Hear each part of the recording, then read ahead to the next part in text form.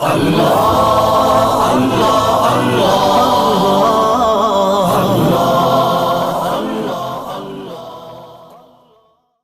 نہ کوئی نیا دین آئے گا، نہ کوئی نیا پیغمبر آئے گا۔ آج کل قادیانیت کا مسئلہ بھی بہت اٹھا ہوا ہے، علماء الحمدللہ اس کا توڑ کر رہے ہیں ہر میدان پہ۔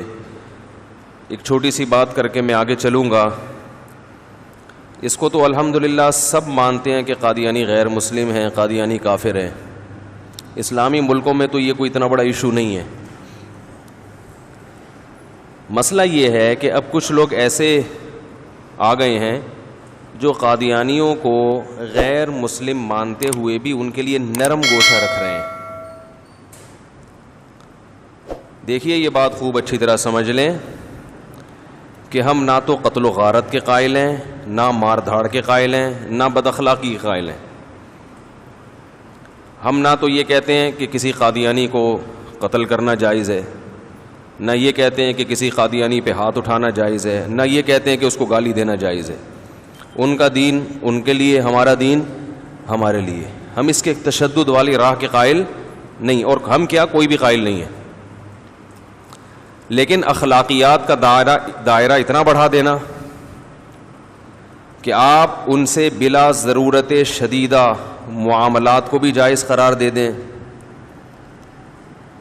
اور ان کے لیے نرم پہلو کہ ان کو غیر مسلم نہ کہو، کسی کافر کو بھی کافر نہ کہو، اس قسم کی چیزیں، اس کو ہم برداشت نہیں کرتے۔ لوگ قادیانیوں کو یہود و نصارہ پہ قیاس کرتے ہیں، یہودی عیسائیوں پہ، کہ جب ہم یہودی اور عیسائیوں کے ساتھ لین دین کر سکتے ہیں، وہ تو نبی کو سرے سے مانتے ہی نہیں ہیں، وہ تو قرآن کو سرے سے مانتے ہی نہیں ہیں۔ ابھی میں کسی نے مجھے کلپ بھیجا، وہ مشہور انجینئر صاحب جو ہر دن کوئی نہ کوئی ان کا کلپ آیا ہوا ہوتا ہے، تو میں نے خود سنا محترم، وہ مجھے کسی نے کاٹ کے بھیجا کہ محترم اپنے بیان میں کہہ رہے ہیں انجینئر صاحب کہ میں قادیانیوں کو یہود و نصارہ سے بدتر نہیں سمجھتا، اور دلیل یہ پیش کی ہے کہ یہ تو بخاری کو بھی مانتے ہیں، مسلم کو بھی مانتے ہیں، قرآن کو بھی مانتے ہیں۔ حالانکہ یہودی تو نہ بخاری کو مانتے ہیں بلکہ وہ تو ہمارے نبی ہی کا انکار کر دیتے ہیں، تو قادیانی کم از کم ہمارے نبی کو مان تو رہے ہیں نا۔ یہ دلیل دی ہے، اور یہ دلیل وہی دے سکتا ہے کہ جس کی فیلڈ نہ ہو اور وہ اس فیلڈ کے لوگوں میں ٹانگ اڑانا شروع کر دے۔ ایک ڈاکٹر ہے، وہ رنگ میں اتر کے کسی ریسلر سے لڑنا شروع کر دے تو لوگ کہیں گے بھائی تمہاری یہ فیلڈ کیا خیال ہے؟ نہیں ہے۔ صرف قرآن و حدیث کے الفاظ یاد کر لینا، طوطے کی طرح رٹ لینا، یہ کافی نہیں ہے۔ قادیانی میں اور دیگر غیر مسلموں میں فرق یہ ہے، ہم قادیانیوں کو یہود و نصارہ سے بدتر کافر سمجھتے ہیں۔ ہم یہود و نصارہ کے ساتھ لین دین کو جائز سمجھتے ہیں، قادیانیوں کے ساتھ بلا ضرورت شدیدہ، یہ قید لگاتے ہیں ہم، بلا ضرورت شدیدہ لین دین کو جائز نہیں سمجھتے۔ ہم یہود و نصارہ کی عورت سے نکاح کو حلال سمجھتے ہیں، قادیانی عورت سے نکاح کو ہم حلال نہیں سمجھتے۔ اس کی وجہ یہ ہے کہ یہ جو دعویٰ ہے نا کہ ہم قادیانیوں کا کہ ہم قرآن کو مانتے ہیں، ہم بخاری کو مانتے ہیں، ہم مسلم کو مانتے ہیں، یہاں تک کہ قادیانی یہ بھی دعویٰ کرتے ہیں کہ ہم چاروں ائمہ کو بھی مانتے ہیں۔ امام ابو، ہمارے کلاس فیلو رہے ہیں قادیانی اسکول میں، وہ کہتے تھے کہ ہم ابو حنیفہ کو بھی مانتے ہیں، ہم امام شافعی کو بھی مانتے ہیں، بلکہ وہ کہتے تھے ہم فقہ میں امام ابو حنیفہ کو فالو کرتے ہیں۔ بالکل کلوز ہونے کی کوشش کرتے ہیں کہ ہم میں اور تم میں کوئی فرق نہیں ہے۔ تو یہ لفاظی ہے، اصل میں نہ آپ بخاری کو مانتے ہو، نہ آپ مسلم کو مانتے ہو، نہ آپ قرآن کو مانتے ہو۔ قادیانی مرزا غلام احمد قادیانی جیسے شخص کو محمد صلی اللہ علیہ وسلم کا نمائندہ سمجھتے ہیں، اور نسبت اپنی کس طرف کرتے ہیں؟ اسلام کی طرف۔ اسلام اس نسبت کو برداشت نہیں کرتا کہ کسی جھوٹے کو، جھوٹے آدمی کو 15ویں صدی میں پیدا ہونے والے کسی انگریز کے ایجنٹ کو منسوب کس کی طرف کیا جائے؟ اسلام کی طرف اور محمد صلی اللہ علیہ وسلم کی طرف. ہم محمد صلی اللہ علیہ وسلم کے دامن کو داغدار ہونے نہیں دے سکتے. یہودی یا عیسائی اپنی نسبت اسلام کی طرف نہیں کرتے, اپنی نسبت محمد صلی اللہ علیہ وسلم کی طرف نہیں کرتے. آج قادیانی اپنا رشتہ اسلام سے ختم کر دے, ہم اسے گلے لگانے کے لیے تیار ہیں. وہ کہہ دے کہ میں مسلم نہیں ہوں, میں جو کچھ کر رہا ہوں یہ قرآن کی تعلیمات نہیں ہے, میرا اپنا ایک مذہب ہے. ٹھیک ہے, ہم مانیں گے. آپ اپنے آپ کو ہم کافر بھی نہ کہو, غیر مسلم کہہ دو. نہیں یاری بات, ظاہر ہے کافر تھوڑی اپنے آپ کو کافر کہے گا, وہ تو ہم کہیں گے نا اس کو.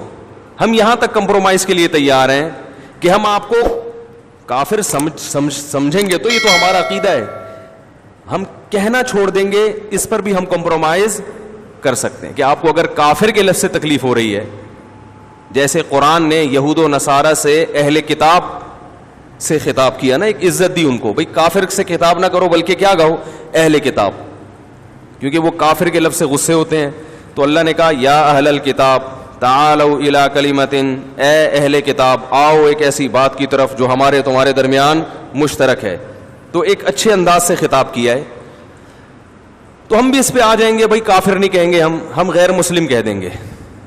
آپ کا اسلام سے, کیونکہ آپ یہودی کو غیر مسلم کہو اس پہ اس کو تکلیف نہیں ہوگی, وہ کہے گا کہ میں نے کب کہا ہے کہ میں مسلم ہوں. کسی چرسی, ہیروئن چی, بھنگی, چور, اچکا وہ آپ کو اپنی طرف منسوب نہ کرے, پھر آپ اسے گلے لگانے کے لیے تیار ہیں. لیکن وہ آپ کی طرف نسبت کر رہا ہے, تو یہ آپ کے نسب میں کیا کر رہا ہے؟ بولو بھائی, تہمت لگا رہا ہے. کہو گے ایک تو چلو کوئی شہزادہ ہوتا, اول تو وہ بھی میں غلط چیز کو تھوڑی قبول کروں گا. مرزا غلام احمد جھوٹا کذاب, جس کی کتابوں سے ثابت ہوتا ہے وہ کذاب ہے, اس کو اٹھا کے کس کے کھاتے میں ڈال دیا؟ محمد صلی اللہ علیہ وسلم جیسے پیغمبر جن کو اللہ نے سید الانبیاء بنایا, تمام پیغمبروں کا سردار بنایا. تو یہ ختم نبوت پہ ڈاکہ اتنا بڑا جرم, اور پھر آپ کہہ رہے ہیں کہ میں کیا ہوں؟ مسلم ہوں, میں محمد صلی اللہ علیہ وسلم کا ذلی نبی ہوں, میں محمد صلی اللہ علیہ وسلم کا نائب ہوں. نبی صلی اللہ علیہ وسلم ہمارے درمیان موجود ہوتے, کیا برداشت کرتے؟ اور نہیں کیا آپ نے. مسیلمہ کذاب کا دیکھو کیا حال کیا ہے. مسیلمہ کذاب کا صحابہ کرام نے کیا حال کیا تھا, کتنے صحابہ قتل ہوئے, بڑے بڑے حفاظ شہید ہو گئے. کہ ہم ایک, حالانکہ وہ اپنے آپ کو نبی کا نائب نہیں کہتا تھا مسیلمہ کذاب, وہ اپنے آپ کو مستقل نبی کہتا تھا. اس کا جرم مرزا غلام احمد قادیانی کے جرم سے ہلکا تھا, لیکن صحابہ نے اس کو گلے سے اور اس کے پیروکاروں کو گلے سے نہیں لگایا. مرزا کا جرم مسیلمہ کذاب کے جرم سے بڑھ کر, اور قادیانیوں کا جرم بھی ان لوگوں کے جرم سے بڑھ کر جو مسیلمہ کذاب کو نبی مانتے تھے, کیونکہ انہوں نے ایک جھوٹے نبی کو مانا اور کھاتے میں کس کے ڈال دیا؟ محمد صلی اللہ علیہ وسلم کے. تو اس لیے ہم قادیانیوں کے معاملے میں نرم گوشا, بولو بھائی, نہیں رکھتے. ہاں لڑائی کے قائل نہیں ہیں ہم, مار دھاڑ کے قائل نہیں, اس سے ملک میں فساد ہوتا ہے, حاصل کچھ نہیں ہوتا. آپ اپنا نظریہ اٹھا کے تھوپ نہیں سکتے کسی کے اوپر, لیکن اتنا فری کرانا کہ ہم ان سے دوستانہ تعلق رکھیں, ہم اسے تجارتی لین دین شروع کر دیں, ہم ان کو گلے لگانا شروع کر دیں, نا نا نا نا, یہ نہیں ہو سکتا. صرف اس شخص کے ساتھ ہو سکتا ہے جس کے بارے میں آپ کو امید ہو کہ یہ ہدایت حاصل کرنا چاہتا ہے. اگر اسے نرم لہجے میں, اسے قریب لا کے, اسے محبت کے ساتھ بات کی جائے تو یہ ہدایت حاصل کر لے گا. وہ پھر تبلیغ کا راستہ اللہ نے تو سب کے لیے کھولا ہوا. ہدایت نبی صلی اللہ علیہ وسلم کی ساری دنیا کے لیے. کوئی قادیانی بحث کرنا چاہتا ہے, بات سمجھنا چاہتا ہے, ڈیبیٹ کرنا چاہتا ہے, اس کے لیے بھی ہم نرم پہلو رکھتے ہیں. بھائی اس سے بدتمیزی سے بات مت کرو, اسے بٹھاؤ, محبت سے بات کرو. حتیٰ یسمع کلام اللہ, جیسے قرآن نے کہا نا کہ مشرکین جب آئیں تو ان کو پناہ دو تاکہ وہ اللہ کا کلام سن لیں. ہدایت کے لیے ہمارے سینے سب کے لیے کھلے ہوئے ہیں. لیکن یہ بھی اس کے لیے جو ہدایت چاہتا ہو. تو قادیانیوں نے ساری چیزیں کہاں سے چرائیں؟ اسلام سے.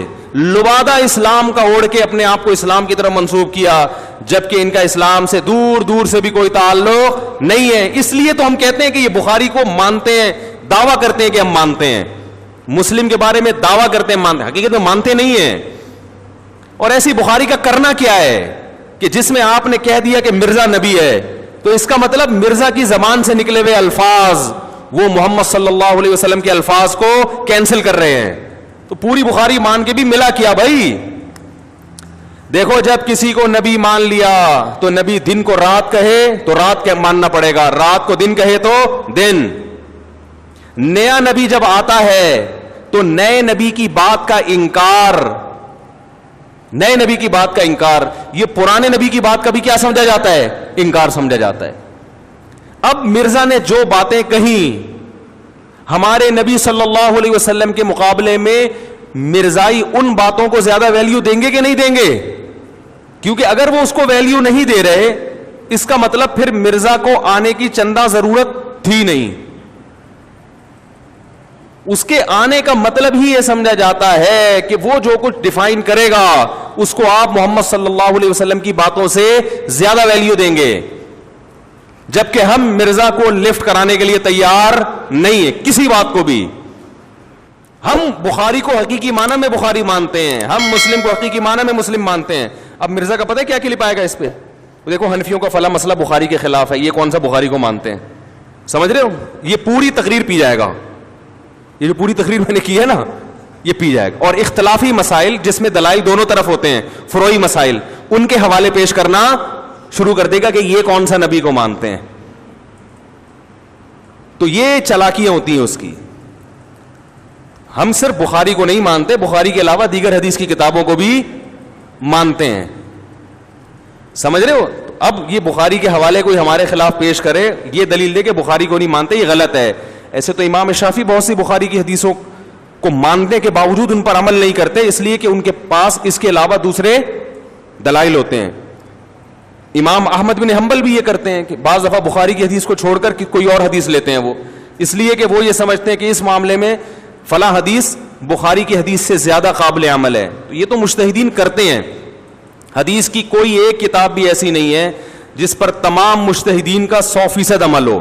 ہر مجتہد ایک حدیث کو مانتے ہیں تو دوسری کو ترک کرتے ہیں, اور اس کے ترک کرنے کی ان کے پاس کوئی دوسری دلیل ہوتی ہے. تو قادیانی ہماری نظر میں کافر ہیں, غیر مسلم ہیں, کافر ہیں, اور یہود و نصارہ سے بدتر ہیں.